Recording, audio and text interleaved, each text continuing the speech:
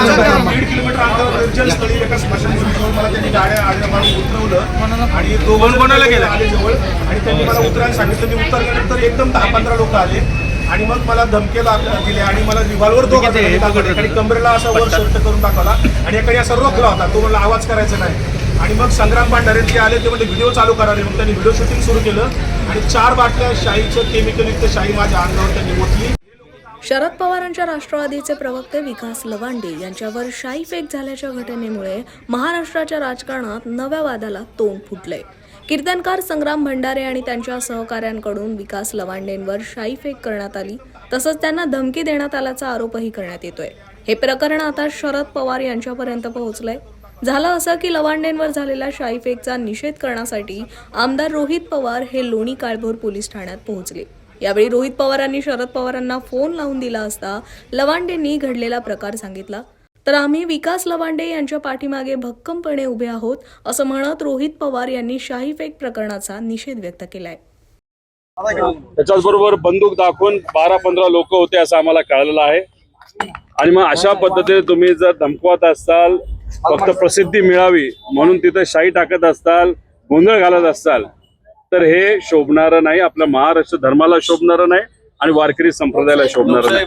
खरं तर वारकरी संप्रदायामध्ये असणारे सर्व मान्यवर महाराज, अबप आणि सामान्य लोकांना मला विचारायचंय की जे खरे वारकरी संप्रदायाचे लोक असतात, जे खऱ्या अर्थाने संतांचा विचार पुढे घेऊन जाणारे लोक असतात, अशा खालच्या लेवलला शिव्या देत असतात का हो? कधी एवढं चिडतात का? बंदुके दाखवतात का? बंदुके घेऊन फिरतात का? मग अशा पद्धतीने ही लोक जर घुसखोरी करत असतील आणि लोकांना धमकवत असतील तर हे शोभणारं नाही. आणि हा कोणी जो भोंदू लागला ना, त्याला मला विचारायचंय की त्याचे जे गुरु आहेत त्यांनी जी आळंदीमध्ये आणि नागपूरमध्ये शाळा काढली, बहुजन समाजाच्या मुला-मुलींना त्या शाळेमध्ये शिकवलं जातं का? प्रवेश आहे का? या भोंदूबाबांनी सांगावं. त्याच्याच बरोबर तुम्ही महात्मा फुले असतील, क्रांतीज्योती सावित्रीबाई फुले असतील, ज्याच्यासाठी लढल्या की सामान्य लोकांना, सर्वसामान्य लोकांना, बहुजन समाजाच्या मुला-मुलींना शिक्षण मिळावं. आणि मग आजच्या काळामध्ये बहुजन समाजाला शाळेत तिथं जाऊन दिलं जात नसेल आणि याला तू गुरु मानत असतील आणि इथं येऊन आम्हाला शिकवत असतील, हे महाराष्ट्राच्या विचाराला परवडणारं नाही, शोभणारं नाही.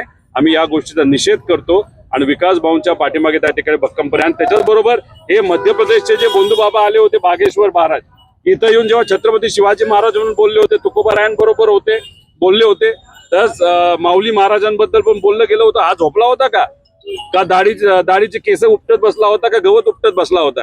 त्यामुळे उगाच शहाणपण दाखवण्यासाठी, कुठेतरी बातमी मोठी होण्यासाठी आणि हे प्रतिगामी विचाराचं जे कोणी नेते असतील त्यांच्याकडनं बक्षीस मिळवण्यासाठी असं जर वागत असतील तर हे योग्य नाही, बरं नाही. सकाळपासून आंदोलन सुरू आहे, पोलिसांकडून गुन्हा दाखल करण्याची प्रक्रिया सुरू आहे, मात्र अटक करण्याची मागणी. तुम्ही मला सांगा, अजितदादा पवार जे महाराष्ट्राचे उपमुख्यमंत्री होते त्यांच्याबद्दल आम्ही, त्यांचं जी घटना घडली त्याबद्दल FIR करा अशी विनंती केली. झाली का या महाराष्ट्रामध्ये मान्य? एवढ्या मोठ्या नेत्याच्या बाबतीत जर असं होत असेल तर सामान्य लोकांचं काय? गेल्या काही दिवसांमध्ये ज्या मुलींवर, चिमुरड्यांवर त्या ठिकाणी तिथं अत्याचार झाले, काही लोकांना त्याच्या मुलींना मारण्यात आलं, तिथं सुद्धा त्या सर्व लोकांचं हेच म्हणणं आहे की आम्हाला ज्या पद्धतीचा न्याय मिळाला पाहिजे तो न्याय मिळत नाही. श्रीमंताचा आणि पैशावाल्यांना न्याय आणि सामान्य लोक, विचारासाठी लढणारे जे लोक आहेत ते मात्र त्या ठिकाणी तासन तास पोलीस स्टेशनला जाऊन बसतात आणि मग तिथं पोलीस सांगतात हेच घ्या आणि तेच घेऊ नका. अरे हे कोण सांगणार आहे? FIR आम्ही दाखल करणं, आमचं म्हणणं त्या ठिकाणी मांडणं हा आमचा अधिकार आहे. FIR दाखल करून घेणं ती त्यांची ड्युटी आहे. तपास करा, बघा काय होते आणि त्यानंतर तुम्ही तिथं सांगा ना की हे होऊ शकतं आणि होऊ शकत नाही. आधीच कसं तुम्ही काय तिथं भविष्य करणारे बंधू बाबा आहात का पोलीस अधिकारी आहात? त्यामुळे उगाच पोलीस स्टेशन मध्ये अशा पद्धतीने न वागता जे म्हणणे ते तुम्ही स्वीकारून, आता अर्ध पिक्चर बघितलंच ना, इंक टाकताना बघितलेलं आहे, धमक्या देताना बघितलेलं आहे, शिव्या देताना बघितलेलं आहे. आता बंदुक्या दाखवून काय आता समोर व्हिडिओ समोर येणार आहेत का? लपून ठेवली असेल, दाखवली असेल. याच्या आधी FIR असे झाले नाहीत का? तर मग इथं या विकास भाऊंचं ऐकून FIR दाखल करा. त्याला तारोदीच्या लोकांना असं वाटतं की नाही हे सरकार आपलं सरकार आहे, सामान्य लोकांना वाटतं हे सरकार आपलं नाही, पण गुंडांना वाटतं हे आपलं सरकार आहे, आपलं काहीच होऊ शकत नाही. गोंधळ घाला, मस्ती करा, बंदूक दाखवा, शाई टाका, शिव्या द्या. आता एक कुठला तरी आमदार आई बहिणीवरनं शिव्या देतो अक्षरशः खालच्या लेवलला जाऊन, त्याच्यावर तिथं कारवाई होत नाही.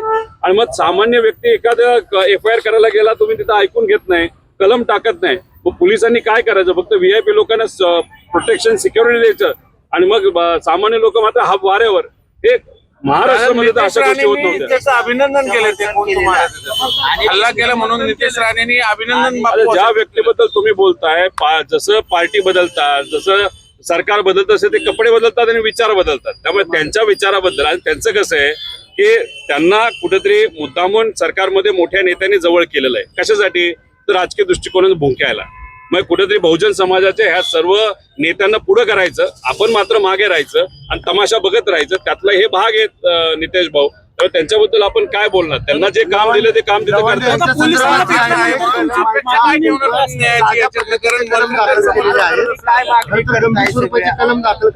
एक तर आता जे आपले विकास भाऊ त्यांचं काय म्हणणं हे आम्ही तिथं समजून घेऊ. पुढे काय करायचं, कसं आम्ही वकिलांशी सुद्धा बोलू, पोलिसांचं काय मत आहे हे तिथं समजून घेऊ आणि मग पुढे काय करायचं हे आपल्याला सांगतो.